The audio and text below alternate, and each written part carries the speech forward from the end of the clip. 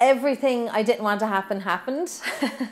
As, you know, what do they say, best made plans and all of that. But I suppose, unfortunately or fortunately, whatever way you want to look at it, my waters broke without having contractions, and so that really just started off a cascade of events that, you know, led to being induced, getting an epidural and getting a section, I suppose. So, but you know, I think looking back on it, and I think Alan particularly, and probably some of my friends were kind of really concerned that I'd be worried or that I'd be so disappointed with what happened, because there were things I really didn't want to happen.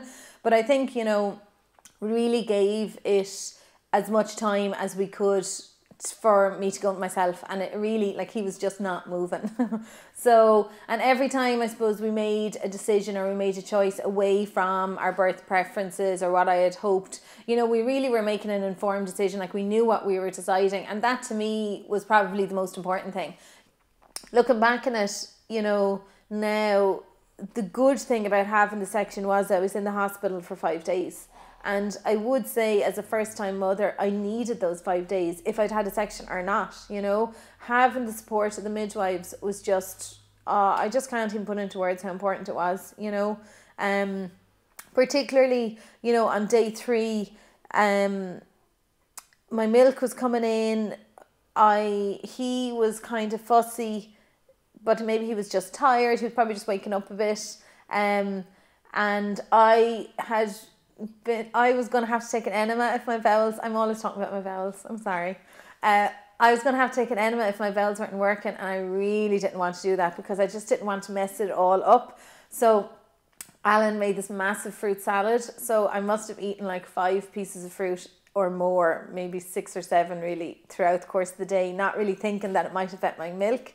So that, coupled with he got his BCG that morning and the fact that my milk was coming in, ended up that he fed from 4 o'clock in the morning every hour till nearly 5 or 6 o'clock that night. To say my nipples were on fire is an understatement. And I was just wrecked at that stage, you know. I was so tired. And I know they always say day 3, again, your hormones, you know, are like all over the place. But like, probably I may have been gone home if I'd had him myself at that stage. But luckily I was there. The midwife that night, Niamh, she was just unbelievable. You know, she was like, you know what, I think I might take him to the nursery for a few hours to give you a rest. And like, I would never have asked for it, but it was exactly what I needed, you know. And she was so kind and considerate and caring and really supportive, you know, and getting those few hours rest made the world a difference. I suppose my experience in the hospital was absolutely fabulous. You know, the midwives were wonderful from the minute we got there till the moment we left. I suppose it's unfortunate maybe that my experience in the classes beforehand weren't like that, you know, and there's no reason they can't be, you know, but I just couldn't fault the midwives. They were absolutely brilliant. I think the most disappointing part of the pregnancy for me was the SPD. And it's gone. Woohoo! I'm so excited it's gone, touch wood.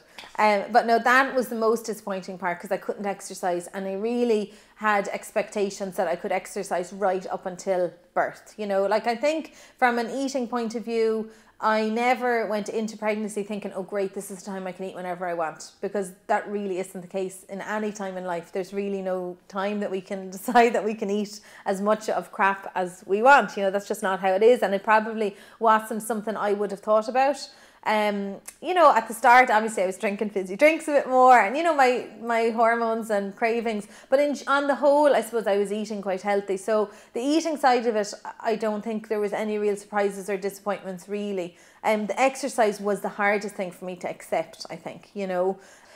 My expectations were very low on myself. I really didn't expect myself to be any way good at all at anything. So I think that helped, because I was pleasantly surprised that there was some instinct in me that you know, there are certain things that you just knew and I was able to do. And, you know, I made mistakes, Alan's made mistakes, but, you know, we're all still here, you know, and we'll probably make more. Like, it is a steep learning curve, but you know, like, you don't have to be perfect with it either. And I think I've been really trying to be as relaxed as I possibly can. And I kind of felt that if he thought I was stressed or if I was pretending to be relaxed, that he'd know. So I was really genuinely trying to be relaxed about it. And if I made a mistake, or, you know, like stupid things like getting his nappy on, getting those bloody vests on is like a mammoth task still. Like some of the baby girls I've bought, I just haven't even attempted to put them on him, because they've only buttons here and buttons down at the crotch. I'm like, forget it. Buttons down the middle, that's the easiest way to get them in. So, like, you know, there are things that that I'm still working on. But no, definitely during the pregnancy, the lack of exercise was the most disappointing part.